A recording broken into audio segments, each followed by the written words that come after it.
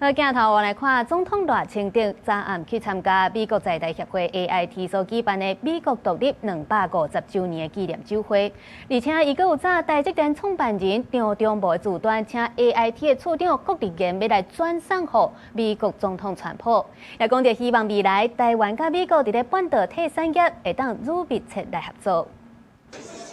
親身參加美國獨立250週年紀念酒會，總統賴清德致辭時表示，250年前，美國人用真大勇氣創下追求自由的歷史記錄。今年也是台灣總統直接民選30週年，在30年前，台灣人也真有勇氣，唔驚中國飛彈的威脅，用選票打造台灣，確立國家的未來。賴總統帶來3項禮物，包括來自台南的美國國旗色的蘭花，有印250孔的台灣點心加2個仔，也閣有台積電創辦人張忠謀的自傳，回應美國總統川普講的台灣偷摕美國晶片事業迄段話。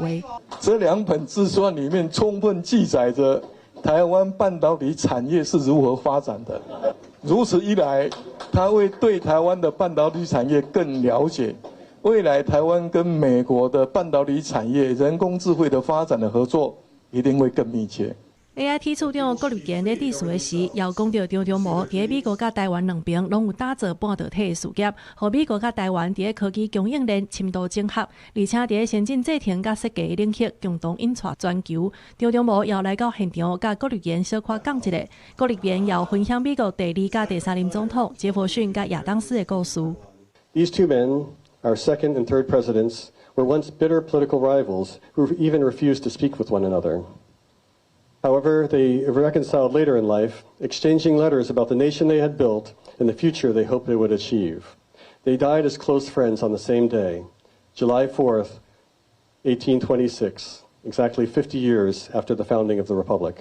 郭立言強調，勇健的民主制度無需要所有的人意見攏相同，正大的死對頭也會當為着國家和好，透過民主堅守自由社會的核心價值。這是 AIT 頭一屆佇內湖總部舉辦國慶酒會，規模比英國還閣較大，包括賴總統、立法院長韓國瑜甲各國駐台代表攏有出席。國民黨主席鄭麗文有提早到場祝賀，毋過佇活動開始之前就離開，甲賴總統等各國政要無公開的互動。記者綜合報道。